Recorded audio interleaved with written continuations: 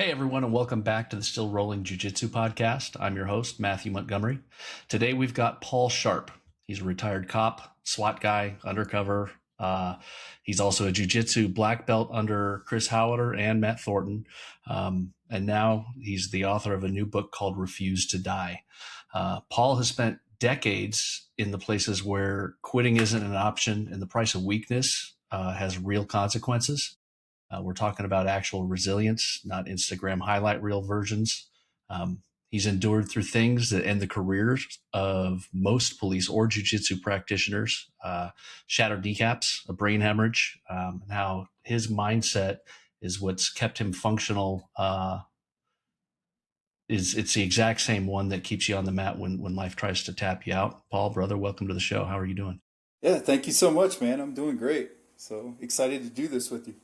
Yeah, so your book came out a couple weeks ago, and I snatched up a copy. For the audience, I was out in Boise last summer, and I was seeing some of my old training partners at SBG Idaho, and they said, "Oh yeah, Paul's going to be in teaching this tomorrow morning." I was like, "Okay," I didn't know who you were, and yours was the first class I had ever taken that had more of like a constraint based approach, Yeah. and I loved it, and I was like, "That's really cool." So I was like, "Let me do some reading on Paul Sharp," and I was like, "Dude, this guy's a stud," and so. So yeah, I kind of started reading into what was online. I started following you on socials. I've been a fan of Matt Thornton for a while, and based on just the SBG ties. Yeah. And so yeah, so I was like, when I was starting the podcast, I was like, I really want to get Paul Sharp on there, but I'm going to wait until I've got some episodes under my belt before I reach out. But good timing. You got a book. I'm most of the way through it, and some of the things that you have shared in here are things that I would have had no idea. And again, I don't mean to play light on this. This is stuff that would have absolutely stopped most people in their tracks. So usually on the show, I kind of start with how did you get into martial arts? Yeah. So I started wrestling. So wrestling was my first martial art. And, I always consider that a martial art, just like boxing, because historically it is the oldest martial art. Um, I've had some friends argue with me that maybe impact weapons were the oldest martial arts, as Cain killed Abel with an impact weapon. So, can't argue that. But definitely wrestling was my first, and still is my first love. That was around the age of 6. And then I started boxing shortly after that, probably around 10. I was talking about this with my uncle a couple of weeks ago at my grandmother's funeral, or months ago now. And yeah, he seems to think it was a little bit later, like around 12. But either way, it was in my family. Some of the coolest pictures that my grandmother had in her collection were my great uncles just coming home from World War II, and the first thing they did was went out in the front yard and gloved up and threw some hands around a little bit, and she Yeah. has pictures of it. So that's really cool. And then from there, I just kind of dabbled in everything. I started judo early at the National Guard Armory in Maryland, where I grew up, and I love judo. The decorum, the kind of, I know sometimes tradition has a bad connotation in the martial arts, but that mindset of respect and humility and cultivating that warrior spirit that was stressed in judo, I really love that. That was so cool. And I took American Kempo for a little while. Again, really enjoyed that art. Had a lot of fun with it. Also took some Weishiru and some Ishinru, some Goju-Ryu, some of the other Japanese and Okinawan karate styles. And eventually I got to Miami, or I was in my 20s at that time. And I was looking for, looking in hindsight, what I was really looking for was that feeling of being in a wrestling room or Mm-hmm. a boxing room, where we're all pushing each other and we're striving together. and we're driving each other. And I just couldn't find it. And in regular martial arts, and maybe that was my fault. Maybe I was looking in the wrong spots, but I was in JKD, Jeet Kune Do concepts. I was training in that. And a friend of mine said, "Hey, this guy from the Gracie family is going to be down here to teach a seminar. Would you be interested in going?" And that was it. That was in 93, 94, somewhere in there. And that was Rickson Gracie. Had no idea who he was. All I knew was Yeah.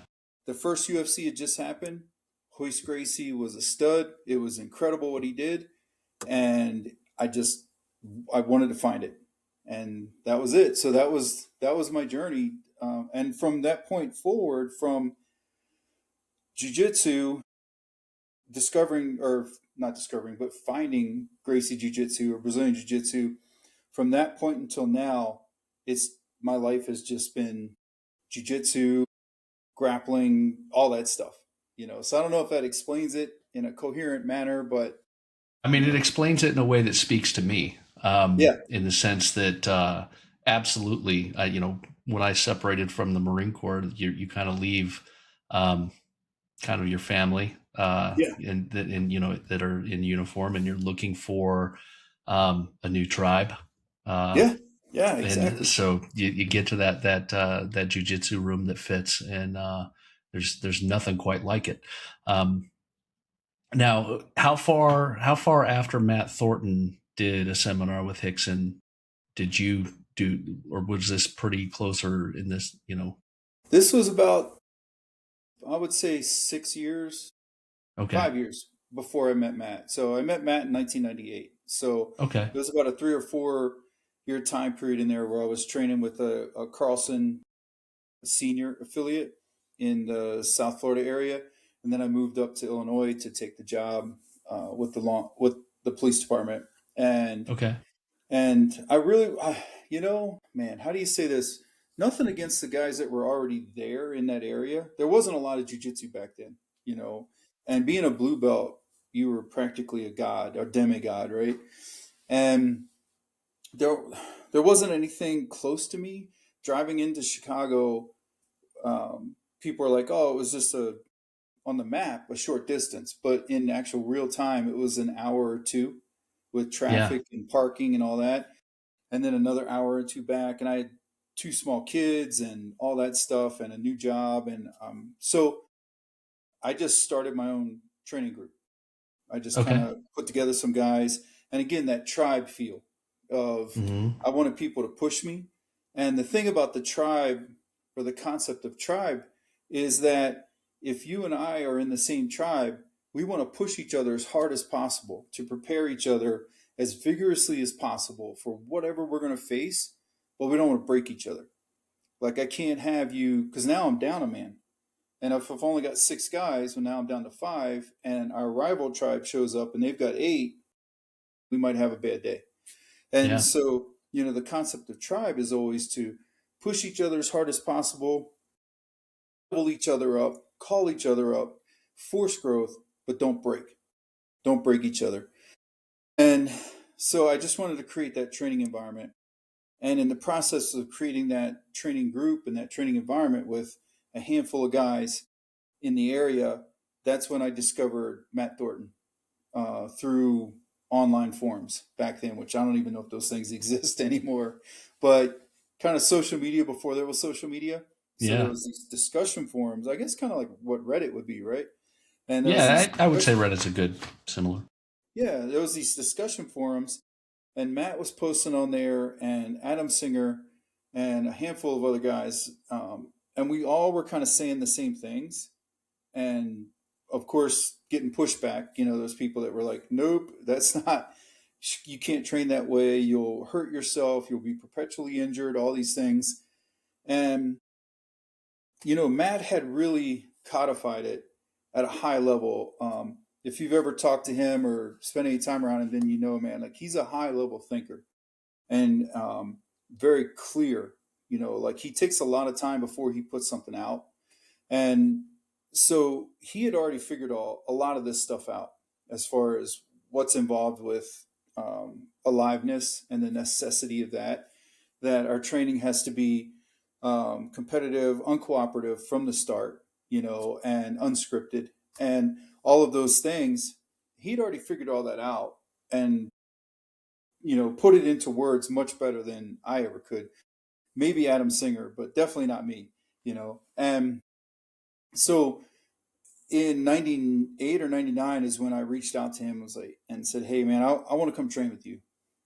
I've been reading your stuff. I've seen your, I think he had put out one set of instructionals at that point, like a 3-tape set. It was like stand up, clinch, and ground. And I thought, man, this is everything we're doing. A quick sidebar story to kind of illustrate that point. When I first started with the police department, you're on probation for 18 months. So at any point in time, anybody walking by can say, you know what, you're not a good fit, out. Yeah. And so you just want to lay low. You don't want them to know your name. You just want to get through your probation and not be that guy.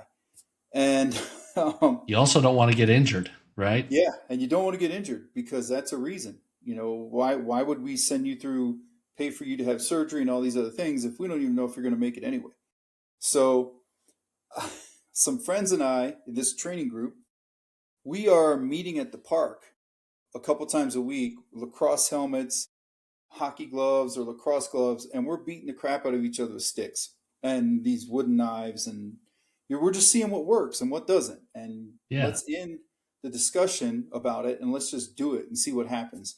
And the Dog Brothers were already doing that, right? So we're like, let's just go get it, man. And so one day we're out there and 2 squad cars pull up and they come flying up, and we're kind of wondering what's going on. Like, did we miss something? Did something go down out here?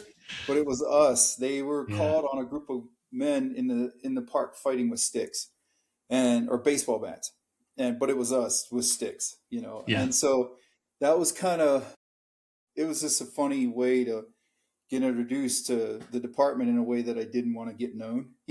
Right. But it worked out, thank God. But so we were doing that kind of stuff. We were trying everything. Nothing. If there was an idea, we would just test it. If somebody said, "Hey, I wonder if this would work to create an opening to take somebody down or to deal with 2 opponents," if you had a 2-on-1 fight, something of that nature, we just glove up and bang. We just try it and see what happens.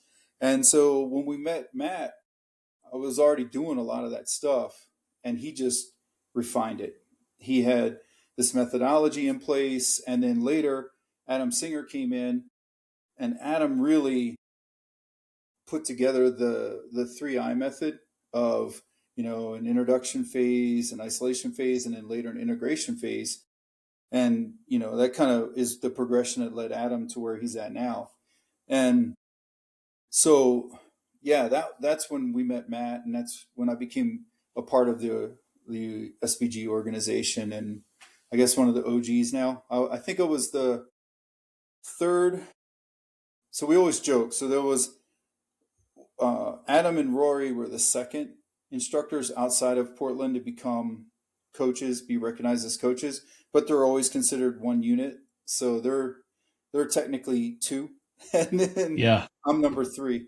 So if Adam and Roy ever wanted to divvy it up or flip a coin over who came in second and third, then I would be 4th. But yeah, so I was the 3rd guy outside of Portland to become an instructor and be recognized by Matt. And yeah, that's how that all came about. Well, that's a birds of a feather thing. When you were talking about the kind of your background in martial arts, um, with boxing and Yeah, judo, it's like that fits straight into Matt Thorne's, and you're a JKD guy, but that fits right into the aliveness concept where most uh, actually, I think you say it in your book, and Matt, I'm sure, says something along the lines, and it has to do with uh, martial arts that are effective become sports because there's a testable competition piece of it. yeah, yeah. You can Where test you it. have, yeah, it Yeah, can be battle tested, and there's yeah, there's no martial arts woo woo. That nothing's too dangerous. Um, yeah, so So I can see where the fit is. And actually, I really also like that. That's similar to the origin story of the gym that I train at Gracie, Ohio, as far as guys seeing and recognizing jujitsu when nobody knew what it was, Yeah. and saying we want to try this and see if it works, and then they see that it works, and then it just totally takes over what's being trained. Yeah. And Um, if you look at, I'm sorry, go ahead. go ahead. I was just going to say, if you look at the history, I can't remember his name now. There was a fencing master that came to New York. He had been in a number of duels. This is way back in the late 1700s, early 1800s. Been in a number of duels. He started a fencing school in New York and then eventually moved to Chicago because of issues in New York and had another fencing school there. But a lot of his training was based around using dueling pistols with wax bullets so that guys could actually simulate what's going to really happen. So you think about like Sims guns, force on force now, Yeah, um, boxing and wrestling as the hand to hand component for if you become disarmed. His thing was always, you shouldn't find yourself disarmed, but if you do, you know, and then also stressing that anything you pick up can now become an extension of your swordsmanship. yeah, And so that was pretty cool. And then you had Professor Lewis, I think it was 1906. He wrote The Science of Fighting, I think was the name of that book. But it was all about um boxing, wrestling, and putting those things together. And then later on, we have our president, our Uber president of Teddy Roosevelt, who's boxing, wrestling, and then brings in a judo guy or jujitsu guy, and he's like, "Holy cow!" Which back then, I yeah. guess the difference between judo and jujitsu was so narrow, you know, and yeah, it's just I think I look at what we do, especially from the perspective of somebody who really loves history and loves traditions. Like you as a Marine, like you guys have incredible traditions that go back to your founding days, right? And it's the same in the police world and the fire world and all of that. And so, as somebody who loves that kind of stuff and collects that stuff, to see that what we're doing now has been, we're just doing more of what our Yeah. ancestors and forefathers did. It's so cool. Like, it's so cool. Why wouldn't you want to do jujitsu, man? You know, like, You know, I can't fathom why not. But that's because I'm already in the cult. yeah, we've Um, already got past that barrier of, whoa, yeah. some big dude might hold me down, you know? Well, and actually, one of the best compliments I ever received was by a guy that I was probably, I'll say, baby blue belt, and he was a brown belt getting ready for his black, and we were talking about blue belts that quit or whatever, and he looked at me, he goes, "You're not quitting." He goes, "You're a lifer. I already know that." I'm like, Yeah, oh, all yeah, right, yeah, I'm one of exactly. you, one of us. Yeah, sometimes you can So tell, man. Sometimes yeah, you just feel it. This guy is in, man. He's never leaving, yeah. you know? Yeah, no, I've always come back. I've had kind of a long road, kind of on and off the mats with things, um, but no, I'll do it until I can't. As far as the wheels Yeah, got to come off. Um, absolutely. so you were basically teaching, essentially as a blue belt, but you were Hmm. also growing a police career that took you into SWAT and then also undercover narcotics work, correct? Yes. Yeah. So So shortly after that time, I think it was right after I got off probation. I might have still been on probation. I made it into a special division, which is the resident officer program.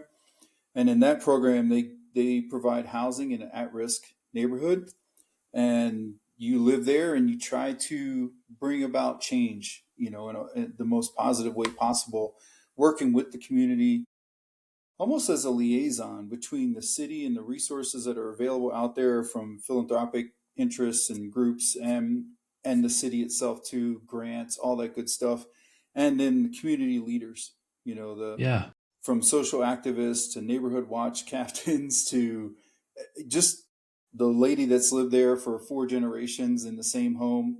She's now in her great grandma's home, and she's seen the neighborhood in all its iterations, and she's got opinions too, and she wants to help you. So learning to work with all those guys was just found it was fantastic. It was an incredible experience, especially for a 30-year-old guy from Maryland who had not been in this kind of a neighborhood or this kind of area before, and just yeah, it was fantastic experience. And then that opened doors for me to go into SWAT, and then SWAT opened the doors for me to go into undercover. So That's pretty awesome. Um, Now, did you, I mean, practical applications of jujitsu in that police work? You know, obviously police arrest people. You know, you do yeah, have physical altercations. sure. How transformative, how much do you think jujitsu is responsible for improving your work as a police officer? Oh man, immeasurable. I would Yeah. say immeasurable. I remember the first time um, I had to deal with somebody who was just had malevolent intent. They were not going to go, and they were going to take me out. Like, actually said that. I'm a cop killer. You know, started yelling things from his gang at me, and then it was on. And ended up, with my pistol breaking. My holster was broken already, but because I was on probation, so they were like, "Meh, you know, Yeah. you do you Make it really work. need? Yeah, make it work. Do you really need gear? Just shut up and do your job." So pistol ends up on the ground. We're fighting over the gun. Jiu-jitsu. Here's the beautiful thing about that experience. Looking back on it, was I can kind of relate to the person who is doing what they were trained to do and it's not working, and that feeling of rising panic of Hmm. that, oh man, oh dude, this is not good, things are going bad. you know you have to remember, I'm still on probation. I'm newly on my own, on night shift, and I'm trying to do everything by the book. I'm trying to do what the academy taught me and what I know, because they also beat into your head, the second you go outside of SOP, standing operating procedures, we will fire you. You have no protection. So you have to do what they tell you or what they teach you to do. So I'm trying to do all this stuff I learned at the police academy while we're on our feet. And I'm not doing well. I'm catching it. And then I get knocked to the ground. I can't remember if I slipped or he pushed, whatever happened. I'm on the ground and he's kicking me, and I'm trying to push myself up, but I'm stuck. Somehow or another, I got wedged underneath the driver door. And so I'm stuck. And so as I go to push myself out, as I'm coming up, I grab a hold of him and we end up on the ground. And that was when I was free, because they never Yeah. taught me anything on the ground. There was no ground fighting. So I just did jujitsu. And then I wrapped him up, you know, ended it. And so that was where I realized, okay, I have to figure out how to make jujitsu part of this thing. I have to figure out how to make jujitsu a bigger part of the discussion in the police world, because jujitsu saved me. If I would have continued to just do what I was taught to do, I don't know how that would have ended. But it wasn't going well.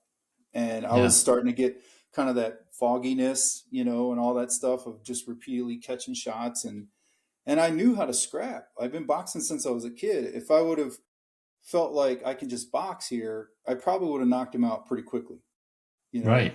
or judo, or wrestle. I'll just toss this guy. But I was trying to do what I was taught to do, and I was taking a beating, you know. Yeah. And so, yeah, so from that time forward, especially once I got off probation, it was all jujitsu for me.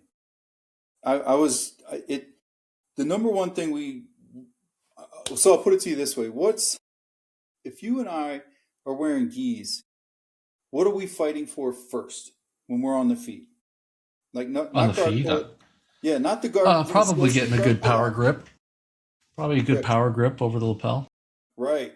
So you have to control my hands from the start. You have to negate my hands or control my hands so that you can get the grips you want. Right? Judo, grip fighting, wrestling, hand fighting, in jiu-jitsu on the feet. Even if I'm going to pull guard, right? I have to have a point of contact before I pull guard. And I Yeah. want that point of contact to be significant. I want it to matter, right? So to me, I just thought grip fighting. If I control their hands from the start, they can't access a tool. They can't access my tools. There's nothing they can do. Is it a gray area? Yes, because it's not taught at the police academy. It's not covered. But also, going hands on is part of the job. I can't, even if I just want to walk somebody out, say I'm not going to arrest them. It's just they need to leave. The family wants them to leave, or the establishment wants them to leave. If I start to walk them out and they get squirrely, I'm just going to take control of their hands and stop them from doing anything that's going to now result in them getting arrested or things escalating. So that's where jujitsu really came through for me from right from the start. Was I feel like I had a superior sense of grip fighting compared to the normal person. Yeah. If you think about like a 6 month or 1 year white belt, they're going to have better hand fighting than a normal person. So Sure. just that much training, right? So if you can imagine now, I've been training every day of the week, sometimes twice a day, from 1994 to 2000, 2001. I'm training 2 times a day most of the time, 6 days a week. And on Sundays, we're just hitting every open mat we can find. My ability to get a hold of somebody and control them is way beyond what I'm going Yeah. to run into for the most part. Any untrained person for sure, but Yeah. even So I most just trained feel like, ones. yeah, right. So I just feel like jujitsu just set me up for success in that regard. I did break my hand once in a fight at work, and that was just a weird fluke. Yeah. Like it wasn't a like a punching type thing. It was just a weird landing type thing. But still, it didn't stop me from finishing the arrest and getting them into custody and bringing order to the situation.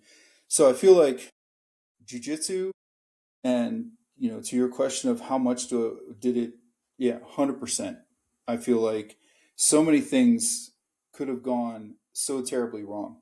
I'll give you an example. So, like not to get too far into war stories, right? But one funny story is we get sent to a call of a domestic, and myself and my partner get there.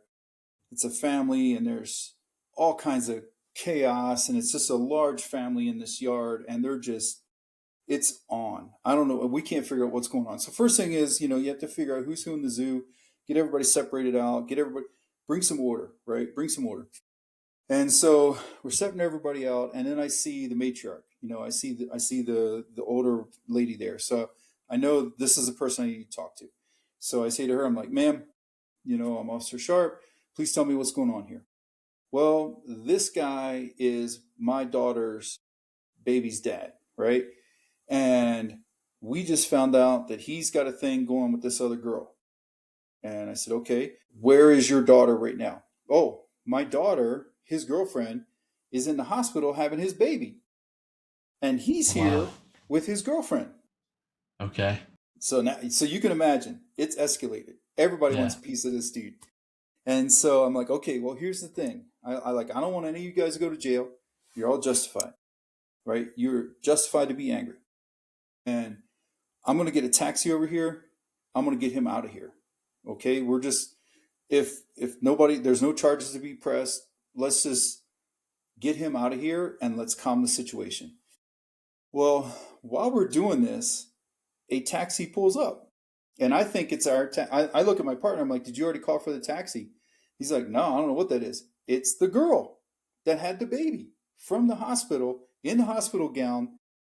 The sticker is still on her from the The wires, all this stuff. monitors. She wants to take a chunk of this dude's hide. So she comes out. And so I say to mom again, I'm like, hey, mom, get your girl. I need you to get your girl. She shouldn't be here. This is not good for her on a number of levels. And we got to get her back to the hospital. Like, she can't be here. You Yeah. said, when did she have the baby? Oh, yesterday. No, she definitely cannot be here. So we're trying to get them. So mom takes her inside. Now, dude is now out in the driveway. We got the family calm. The family realizes not worth it. Let's kick this dude out. That's in the story, right? The daughter comes flying out of the house with a big old meat cleaver, and she's holding it over her head, running at him, who's on the other side of me. Yeah. So I grab her hand, I get an underhook, and I push her up against the garage. And I'm trying to be mindful of the fact that she just had a baby. Yeah. She's not trying to hurt me. She wants him, you know? So I'm not really in any danger. Like, yes, of course, I'm not. I know, like, all the defensive tactics guys are like, you were in danger. Yeah. Yes, I know. There was danger, right? Like, Right. if for some reason she decides to turn it on me, I'm in trouble. So I got her hand. I got the underhook. I push her up against the wall. And now I just wedge her like you would against somebody against a cage. Get my leg between hers, separate her legs out, get her so that now she's kind of like, straddled out against this wall. Yeah. And I'm yelling at my partner to come over and take the meat cleaver out of her hand. He comes over, takes the meat cleaver away from her. I'm able to now hand her over to her mom, who gets her back inside. And then we're able to kind of resolve everything. And then we ended up calling an ambulance over to check on her because it's like, yeah, she needs medical attention, right? They take her back to the hospital. But the point of all that was just, without jiu-jitsu, what would my answer have been? Escalation of force. Right. Person with a knife running at me, and it's about to get shot. Yeah. Right. Yeah. So, it's kind of that scene out of Indiana Jones, right? Like, he brought his sword to a gunfight. And so thank God that I had all of that jiu-jitsu, and also I had all of that time where we had fought each other in the park with sticks and training knives, and I'd been disarmed. I'm sure if you've done stick work, right? Like, somewhere in there, you're going to take a shot to your arm or to your hand, and the stick's going to go flying. Like, you can't hang on to it. And now you have to deal with this guy who wants to beat your brains in the best possible way, and he's still armed. And so having that training and having that jiu-jitsu, and also having that connection, as Chris Howder says, like, jiu-jitsu that we practice today is Japanese in origin, and then it's Brazilian modified, right? And now it's American and European influence with, the way we do everything. Americans take everything and we make it a little better. And no offense to our European counterparts or anybody else, right? But that's kind of what we do, right? And it's the way of the world. Yeah. And so we plug in wrestling and we plug in boxing and we plug in all these other things.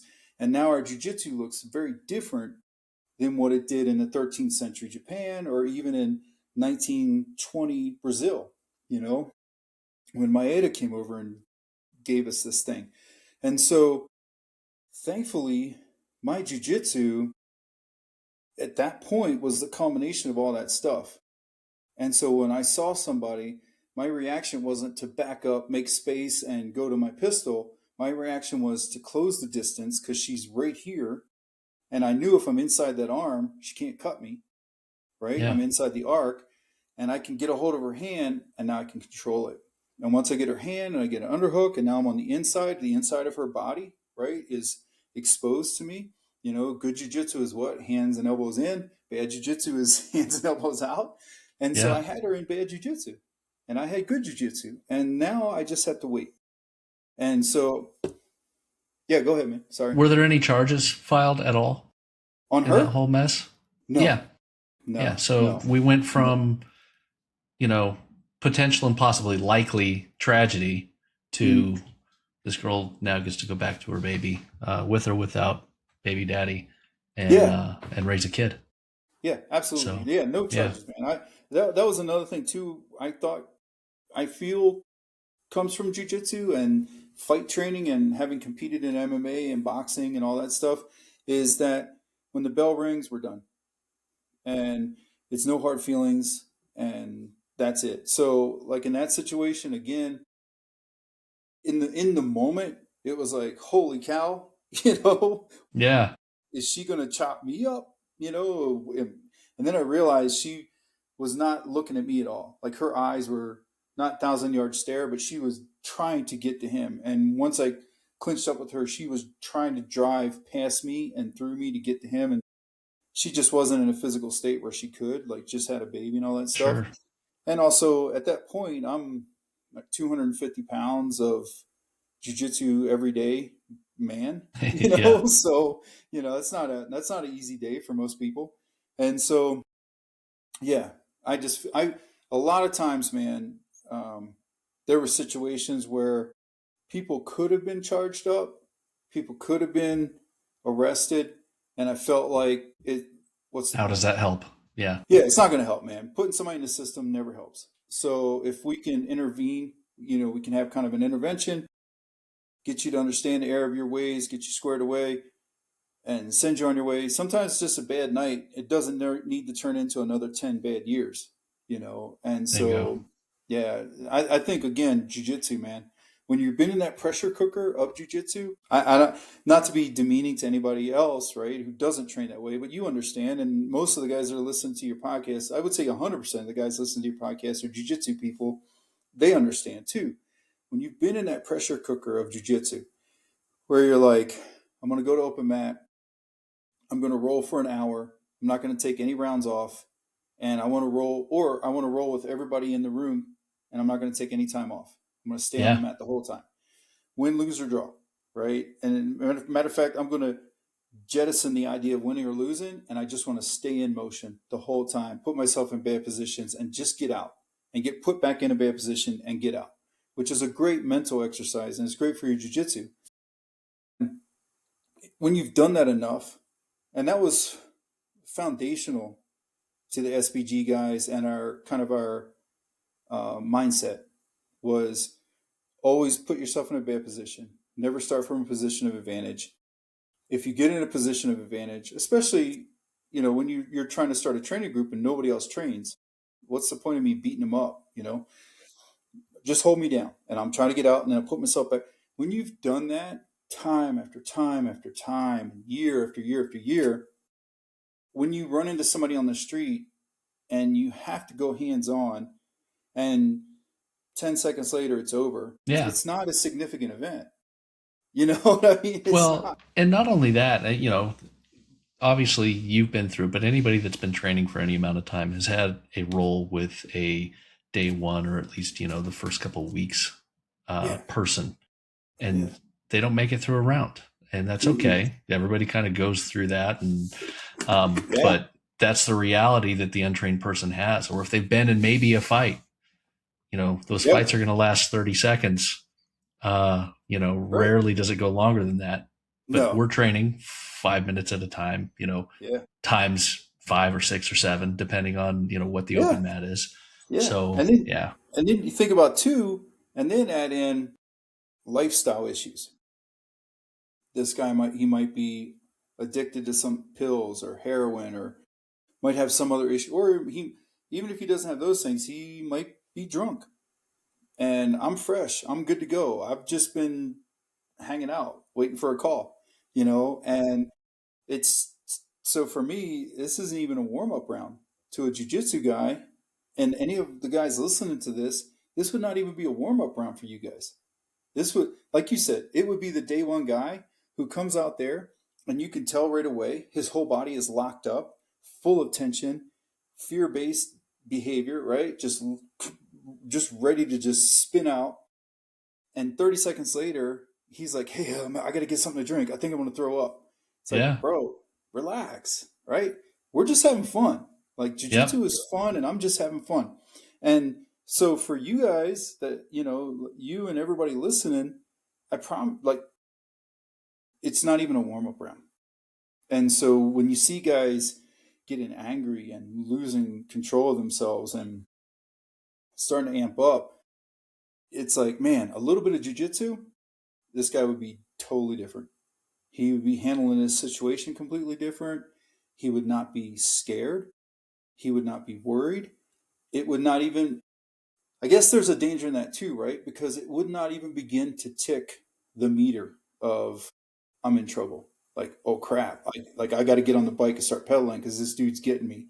It would not even probably not even tick the meter of most of you guys as far as the level of concern you might feel if one of the people that you go at it with all the time, like your open mat or your comp Yeah, Matt class, Nemesis.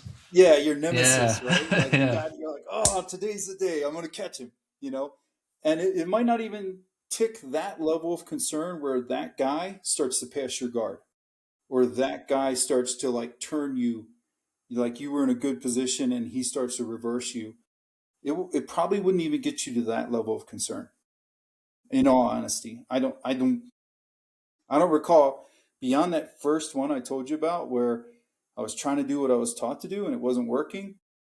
From that moment on, though, I never really felt a moment where I was like, "Holy cow! Like I'm in trouble. Yeah. I can't get out of this. They got me. I have to go to a gun. I have to go to something because this is going to end badly for me." I never felt that. And I know, and that's not arrogance. I've talked to hundreds of police officers that are just blue or purple belts that relay the same thing of once I got to a certain level in my jujitsu, nothing on the street ever again concerned me. Well, and And as you were that's, talking early on about the policies and how you have to do things according to, departmental procedure, I have a training partner. He's a younger cop. He's not super young, but he's young to me, and he's just passed his probationary period. So he had joined the that's gym, good for had him. actually didn't train for a while because he was like, I just have to get through this probation period. I Yeah. don't want to risk getting hurt. Yeah. Don't And get but hurt. now he's back full on. He's competing. He's doing all kinds of good things. And he's talked about the frustration with some of the procedure stuff that he has to follow when he knows that jujitsu can be a better path. Um, so everything you said tracks as far as what I know about him. I've never been a police officer, so I've not been in those shoes. Is it okay if I read like a tiny piece of your book? Heck yeah, man. Okay, Yeah, for sure. so this small excerpt is called My Brain Tried to Kill Me. On November 9th, 2014, my brain betrayed me. I suffered a cerebral hemorrhage on the left side that shut down the right side of my body. I couldn't see out of my left eye, and the pain from swelling was unbearable. I somehow drove myself to the hospital, propping myself upright, pulling over to vomit, and barely able to see as blood from the aneurysm spread to my spinal cord. Every nerve lit up with searing pain like my entire body had been hit on the funny bone. It ended a 2-week headache and marked the day everything in my world changed.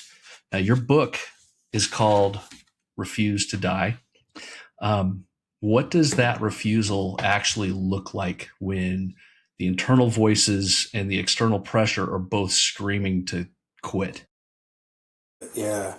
Um, Man, that's a good question. I really think at a certain point, it becomes like this primal thing that you have just trained into yourself.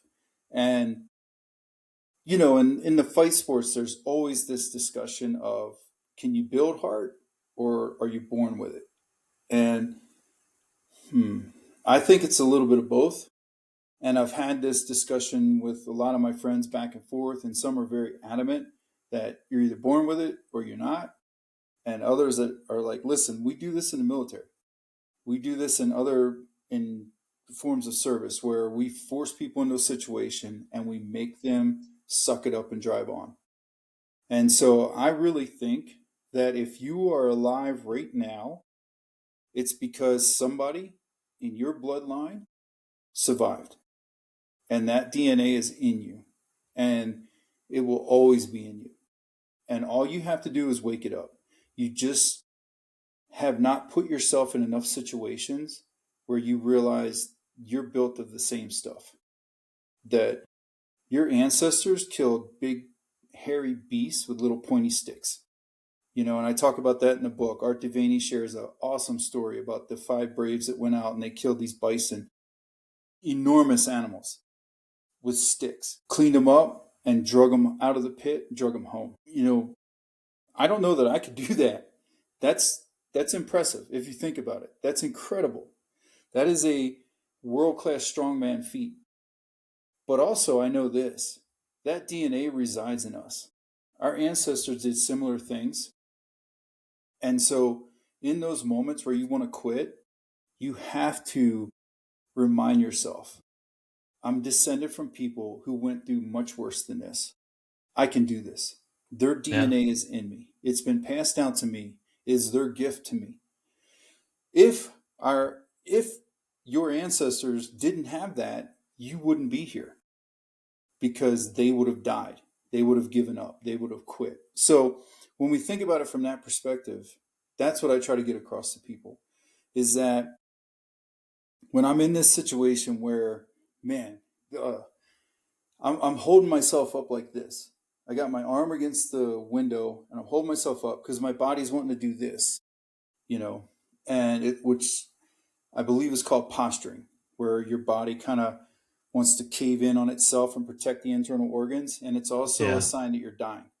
And so I didn't know that, thank God, at that time. So all I knew was I'm going to drive myself to the hospital and I'm going to be all right. I don't know what's happening, but I know I'm going to be all right.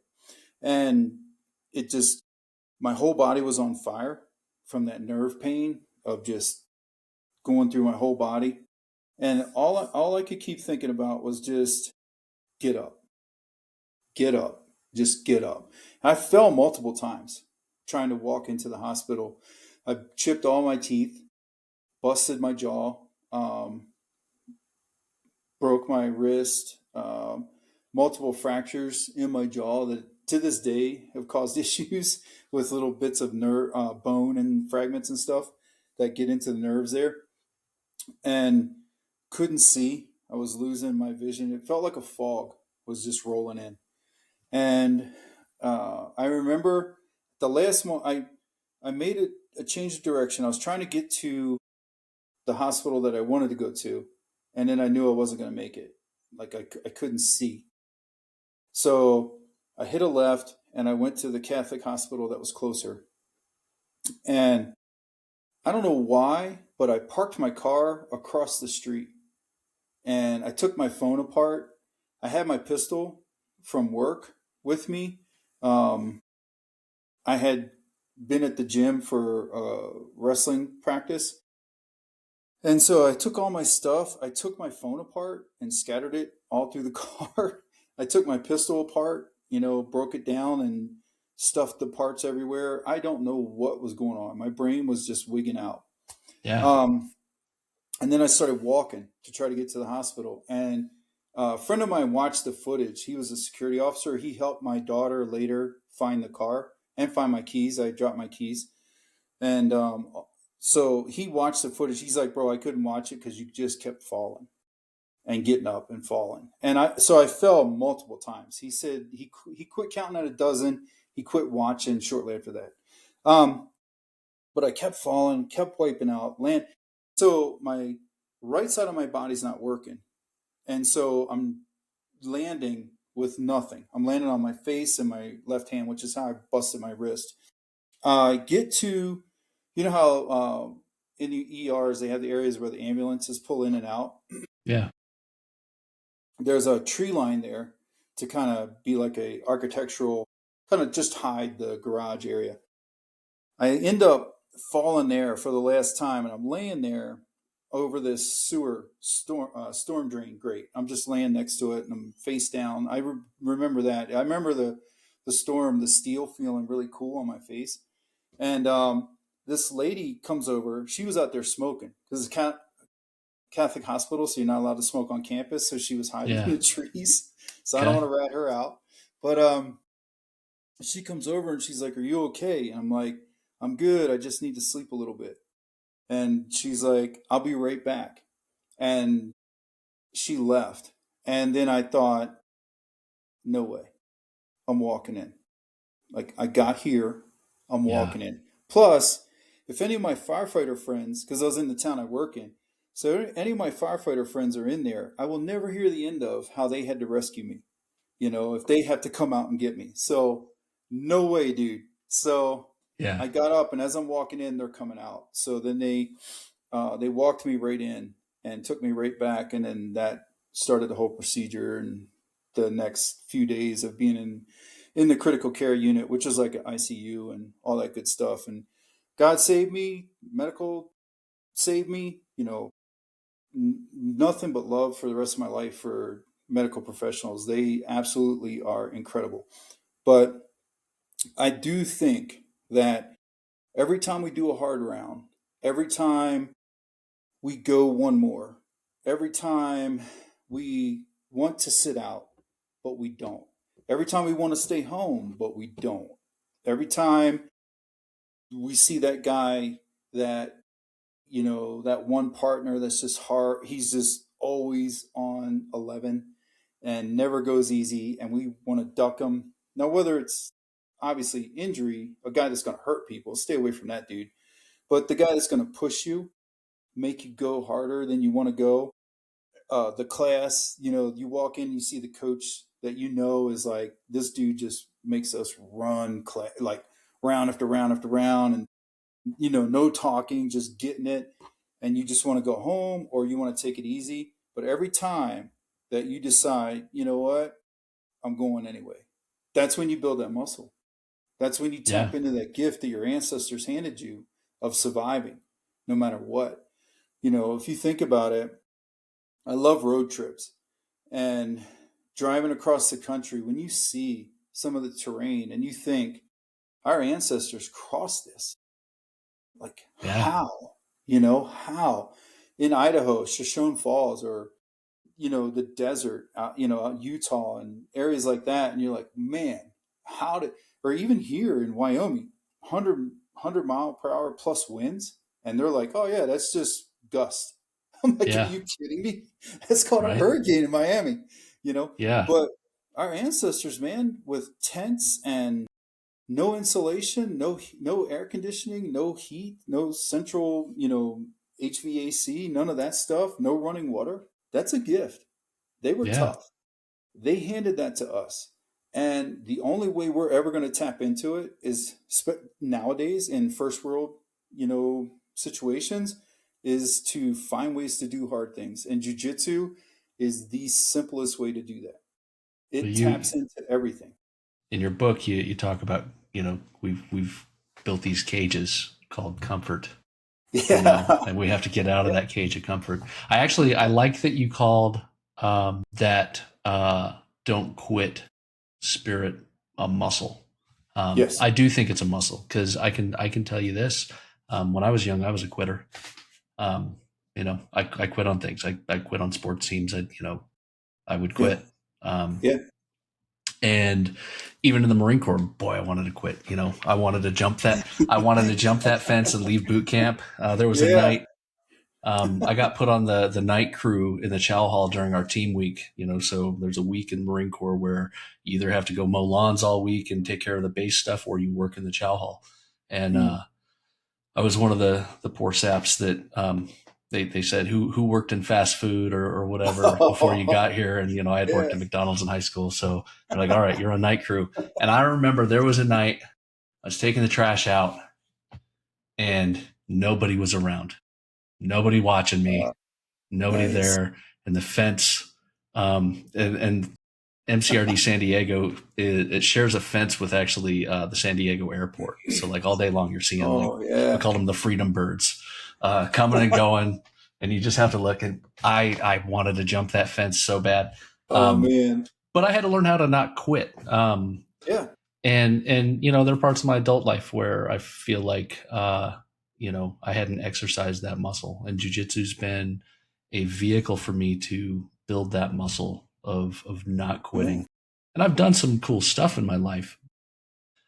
Um, I think probably a week or two ago, somebody asked me, because I said I train, I do the 6 a.m., 7 a.m. classes, and he's like, how do you, he's like, how do you do that? How do you go do that when what how do you control your motivation, or I can't remember how he worded it.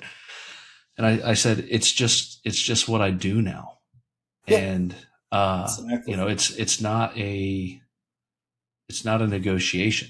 This Right. is what I do, and this is when I do it, and that's how it works. Yeah. um, Absolutely, so man. I had a question prepared, as far as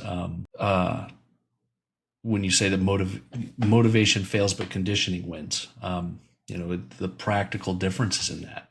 How does a Yeah.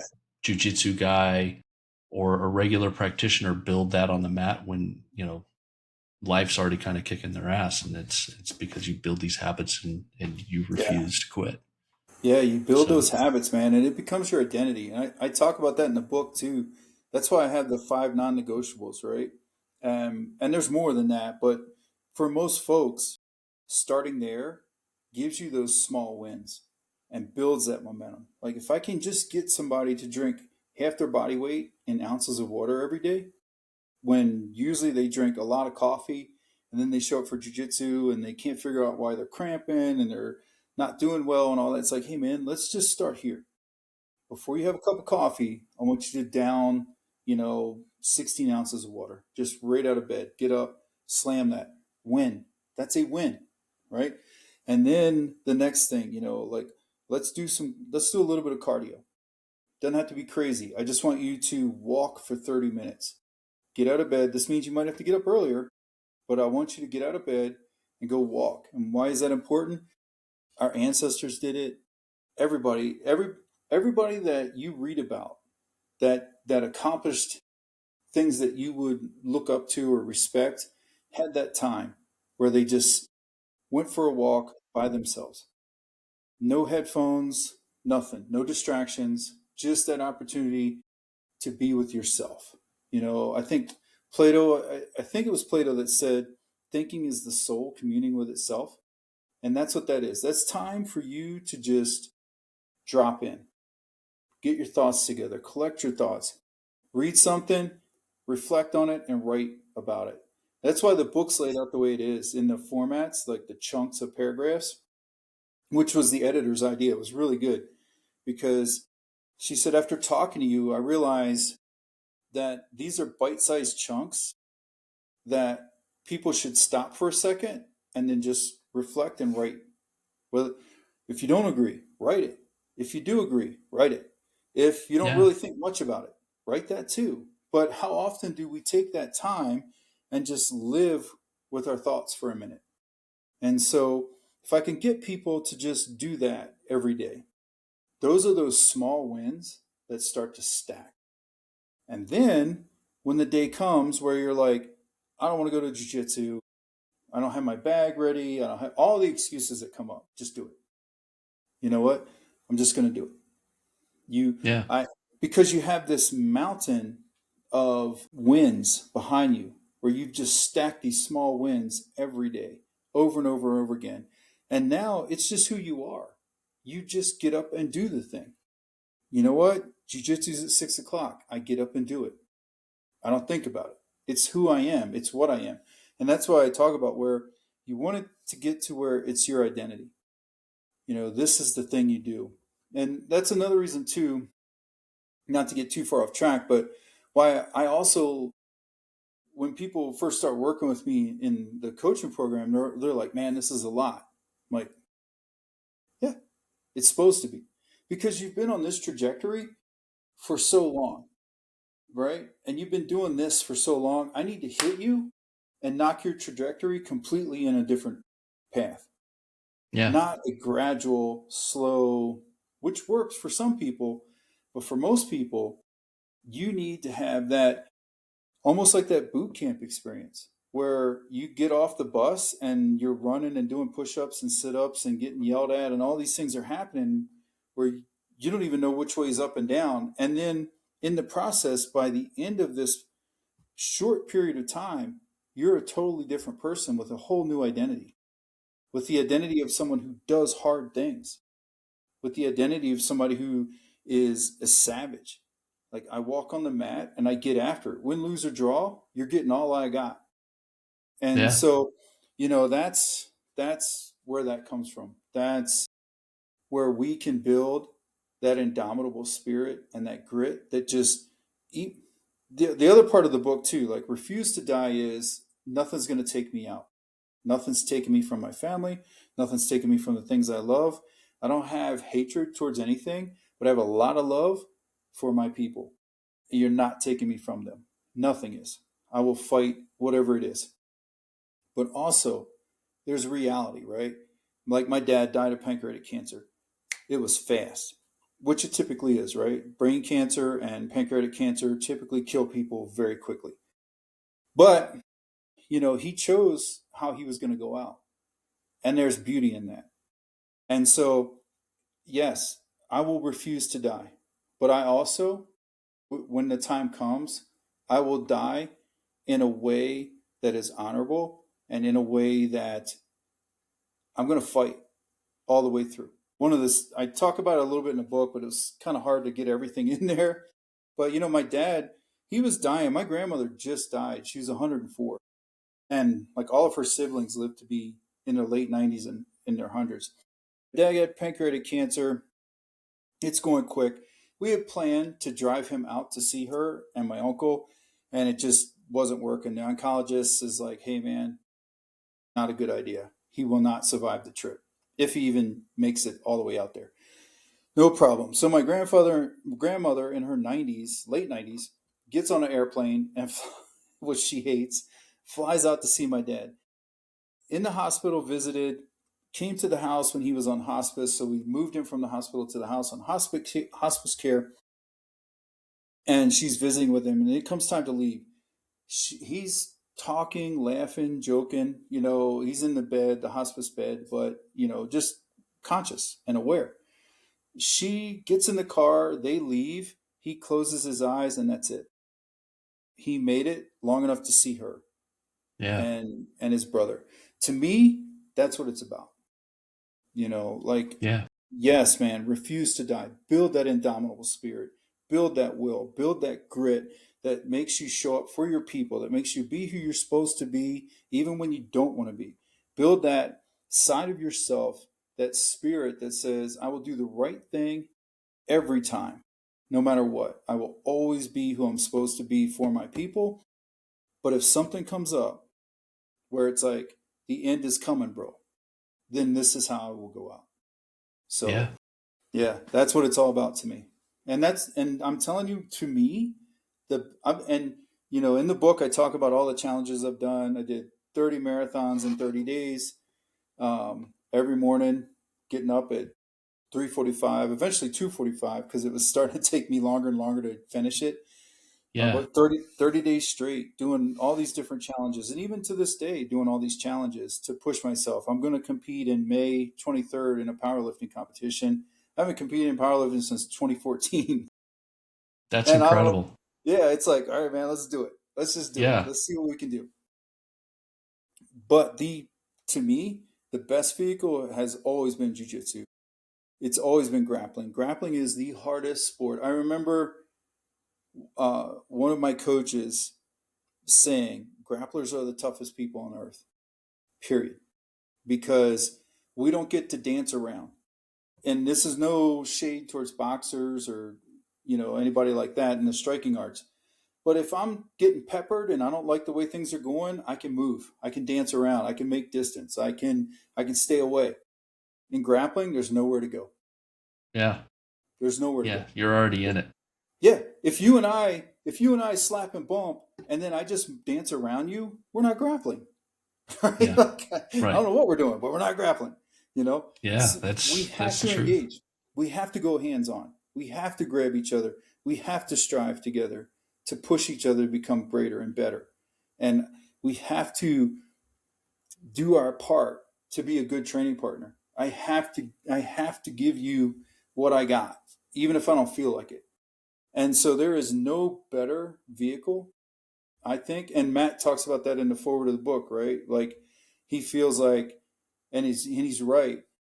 I look at combat sports, at fight sports, as the best vehicle to bring out the best in people.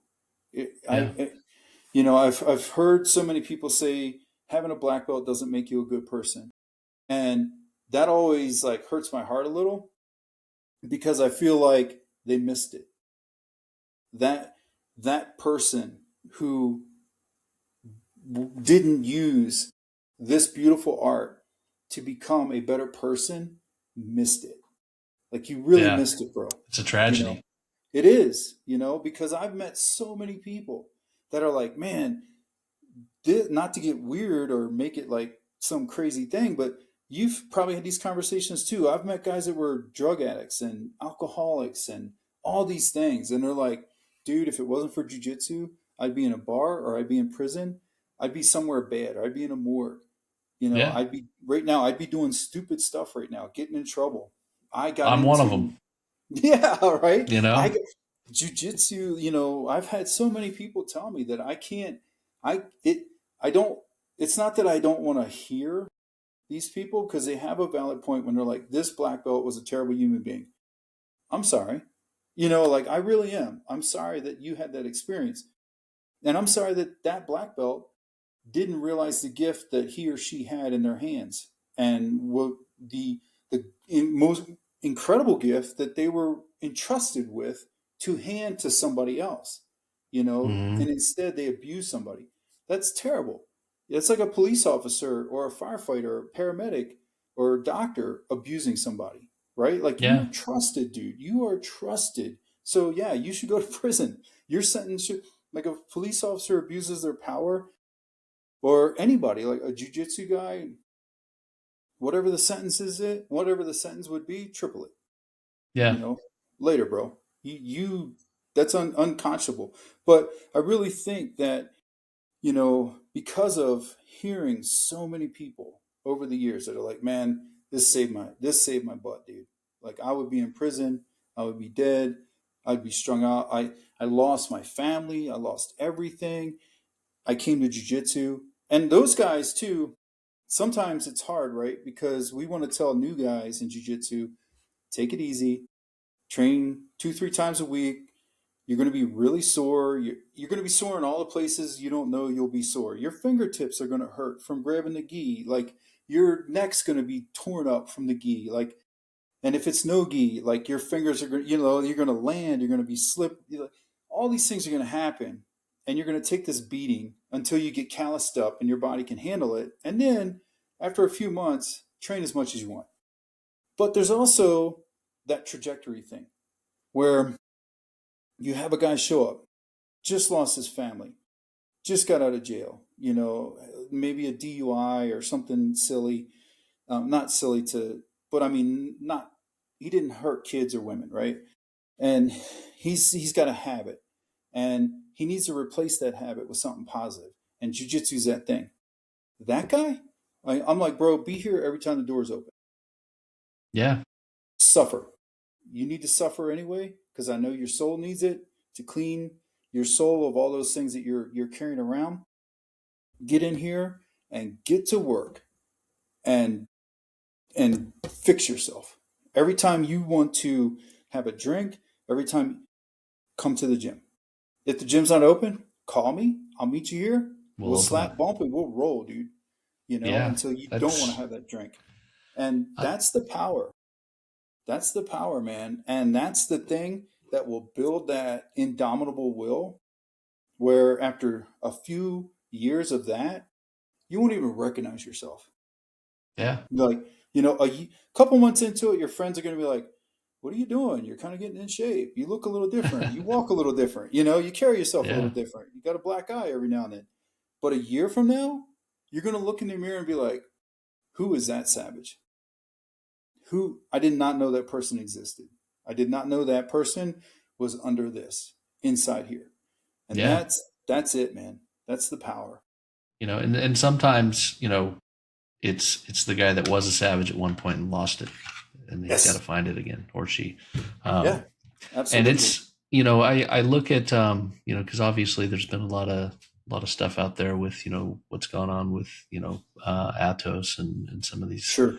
affiliations, and it's disheartening when you know that, in any group, Marines, police, preachers, there are going to be the outliers that, in the Marine Corps we call them the 10%, or there's a shitbird in every group. But Sure. I would also argue, to your point, that in jujitsu, that number of uh, scummy people that are achieving these especially black belt, these higher ranks, Yeah. is much smaller. Gotta be. I don't Yeah. think you can be. It's really hard to be a turd and last in this thing. Um, It is. So, It really is. yeah. And yeah, if you show up and you just keep training, you know, you're going to turn into what you were hoping to. And I would challenge anybody who's listening to this, but especially, you know, you white belts, you blue belts. Um, when you go into the gym, you find that Matt nemesis, find the guy that not only kicks Yeah. your ass. You Right. know, I've got a few guys in mind. I've got Calvin in mind. I've got Nat in mind. I've got Matt Marchenko, Steve Jeffers. I've got a whole group of guys that uh, you know, beat me up pretty good when I roll with them. Go and Yeah. roll with those guys because Yeah. those are the guys you want to be. You want to be the guy where everybody's saying, "Hey, that brown belt, yeah, he's Yeah. unbelievable." You know, I can't do Yeah. anything. You want to be the guy that they're talking about that way. Yeah. So You want to the way be you get accepted there, in that crew, right? You want yeah, to be part of that crew. You want to be accepted in that tribe. And the way to be accepted is to be fearless, to yeah, be a good training partner, and to be that guy that shows up and it's like, you know what? We're going to go, man. Like, you know, Chris Howder tells a story. The first time he came to the Straight Blast Gym to teach a seminar, he said, if I hear got one more time, I'm going to lose it. Because he's like, you know, guys just kept coming up to him like, hey, got one more, got one more, got one more. And he's like, yeah, no, actually, no, it's been 2 hours. I want a meal and a shower, you know? yeah, But be that guy that's like, hey, man, if you want to go another round, I'll go, you yeah. know, like, especially white, blue, purple, you know, like brown and black, you might start slowing down a little bit just because injuries in life, you know, but when you're that young gun, man, you Yeah. should be getting all the work, you know. Yeah. Even, you know, even, boy, I'm 46, so now I can kind of say I'm in my later 40s. I still have a personal policy that I will roll with anybody. And if somebody asks for a round, unless I like have to go to work or, you know, if there's a hard stop, then I'm going to get the round for the person. Yeah, And, absolutely. and that's not to say like if you're a female trying to find a way in a gym, I'm not saying you have to say yes to roll with, you know, the spazzy 250-pound guy or anything like that. No. Um, Yeah. but for me personally, because I'm a heavyweight, especially, Yeah. yeah, I will always get that extra round in. Yeah. And So, you know the thing is, it's like I've had to explain this to some of the guys that some of the other black belts and stuff that are, you know, lower or not lower, but I guess junior to me, you know. When you have that blue or purple belt or even brown belt that tries to take your head off, it's not malicious, you know. They just want you to say, that was awesome, dude. You're tough as hell. You know, they yeah, just want to hear that from a black belt or an upper yeah, belt. They just want you to say, because I had to reconnect with that, you know, because my wife's a brown belt now. And when I met her, she was upper blue belt.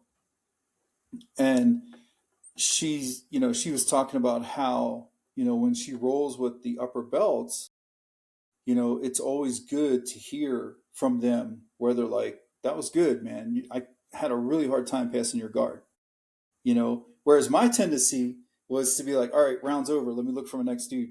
You know, yeah, like I wasn't sitting around chatting. I was like, we could talk later, but right now I'm rolling, bro.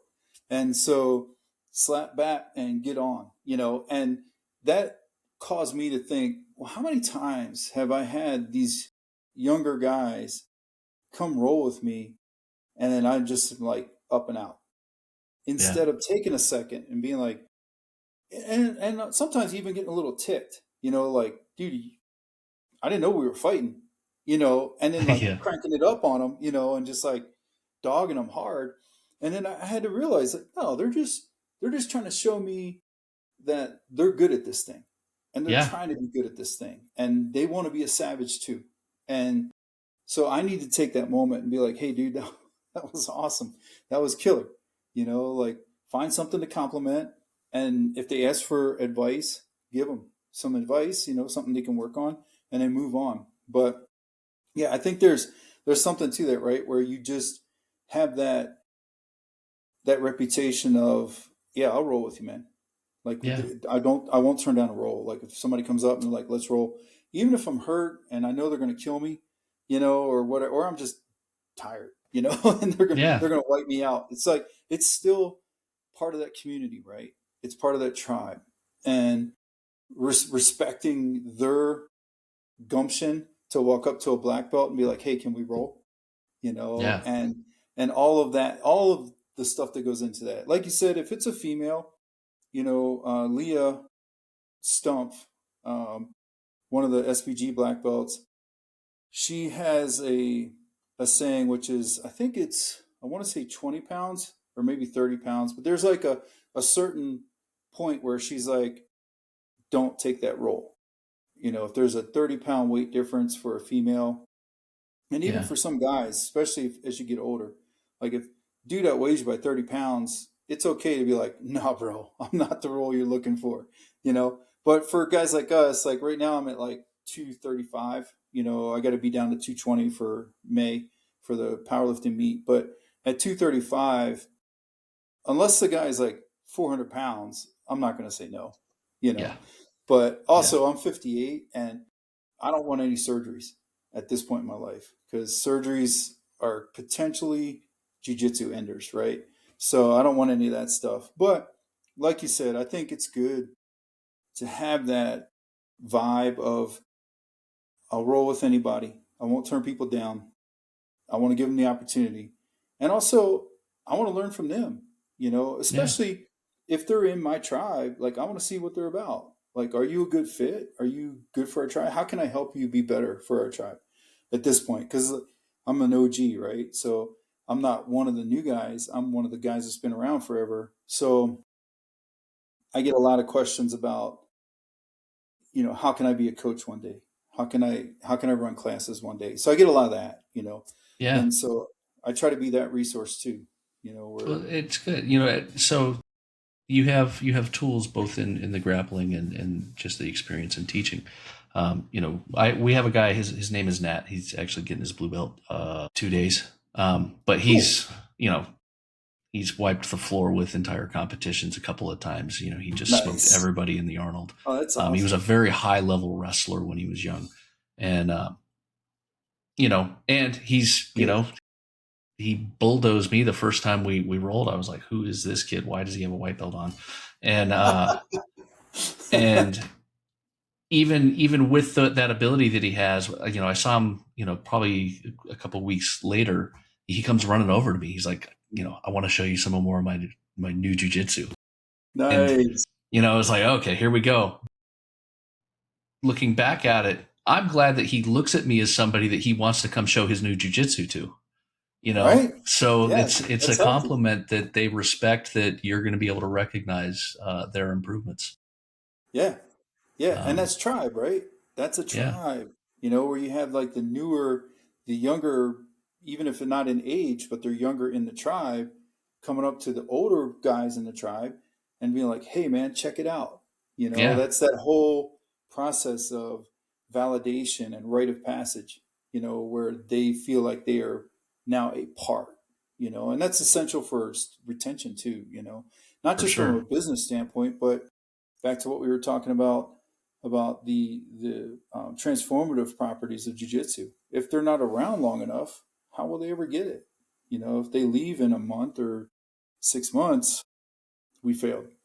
We Yeah, failed them. You know, and if it's bad enough, eventually that business will fail. So, kind of yeah. self-correcting It's problem. it's always that interesting line with your your white belt crowds trying to find kind of the time when it's okay to start choking them. you know, like Right? you don't want them to come in at day one and you just ragdoll them and Yeah, just just choke the shit out of them. They demolish won't them. come back.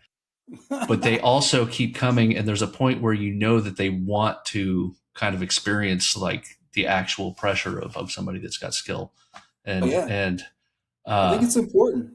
yeah. And when They is need that to see time it. where I think I literally said it to one of our white belts this week where I was like, "You've been around long enough. I'm going to choke you now." Yeah, So yeah, you got it coming. Yeah, yeah, I always told my guys like, listen, because this comes up a lot of times. Like especially the bigger guys. Bigger guys are like, because I'll tell guys, like, there's no way a, a lower belt should be just tossing you around. Like, I don't want to look around the mat and see you just getting destroyed by lower belts because you're trying to be nice. Because, two, one, it gives that lower belt a false expectation of their capabilities. Like, they Yeah. think they're actually that good.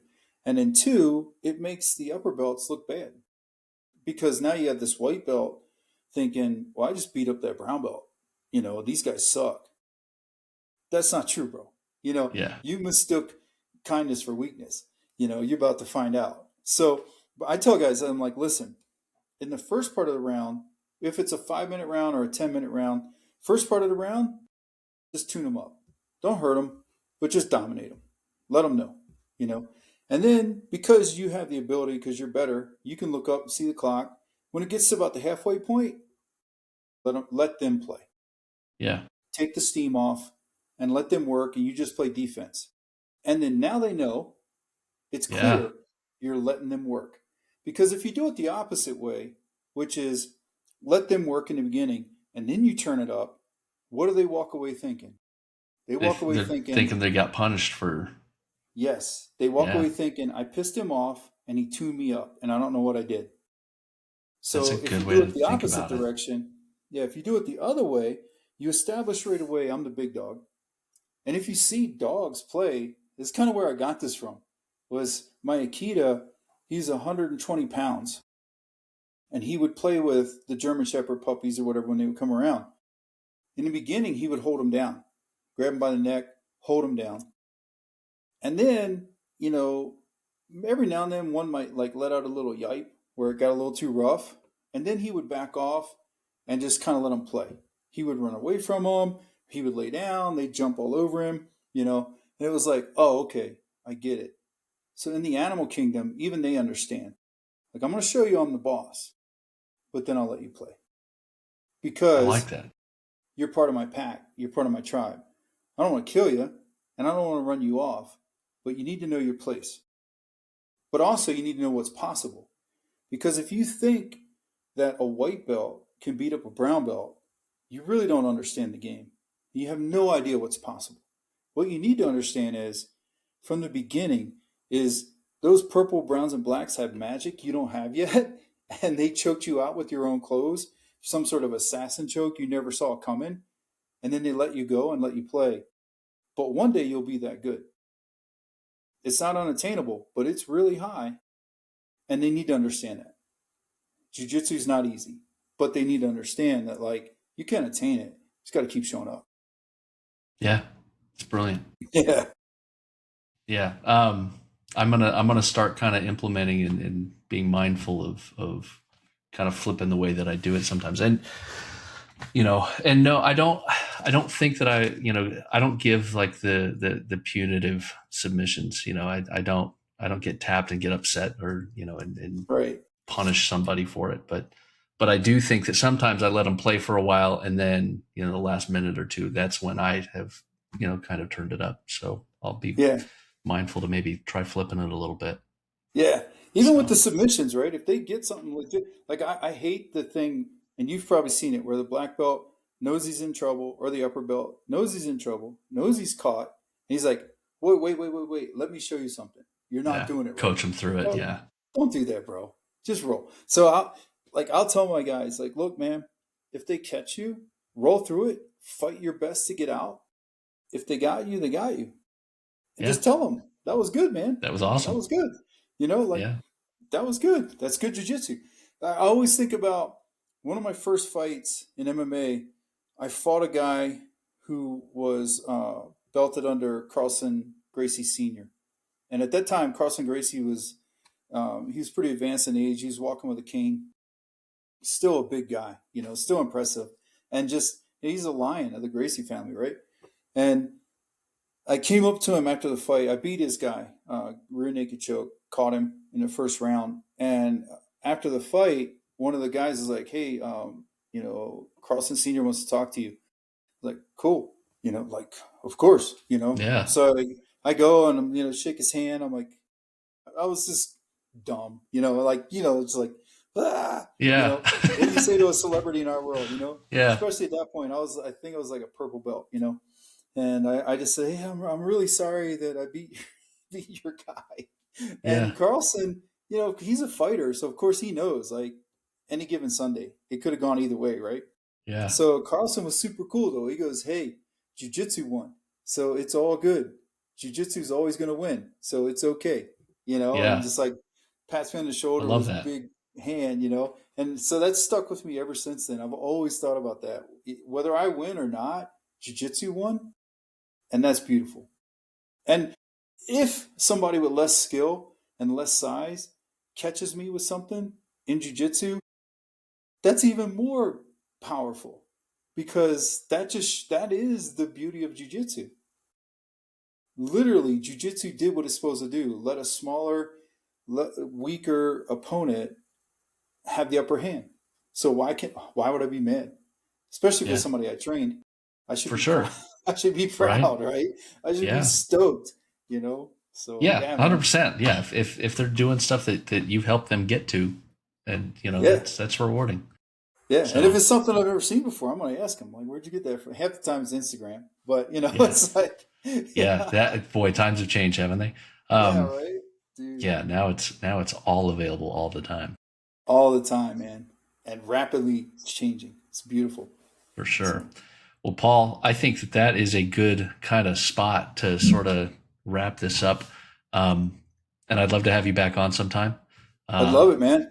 I'm so honored, man. Appreciate it. yeah. No, again, I've been following, like I said, I trained with you that one time, figured out kind of more about, who this guy was, and he's a Yeah. stud. He also has a book. It's called Refuse to Yes. Die.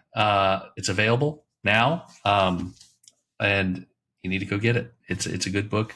The fun thing is like he mentioned earlier, is that there's a lot of bite-sized chunks that you can take. So you can sit down and read it in all in big sittings, or take it to the bathroom with you and just get a couple of Right? bites. Yeah. So Stop scrolling on your phone. Read. yeah, bingo. So Paul, I appreciate you taking the time out and meeting with me, and Yeah, man. Thank you.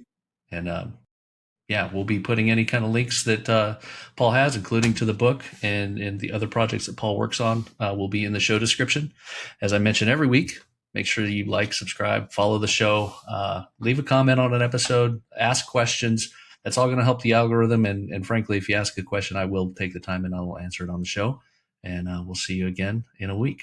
This is still rolling. Thanks.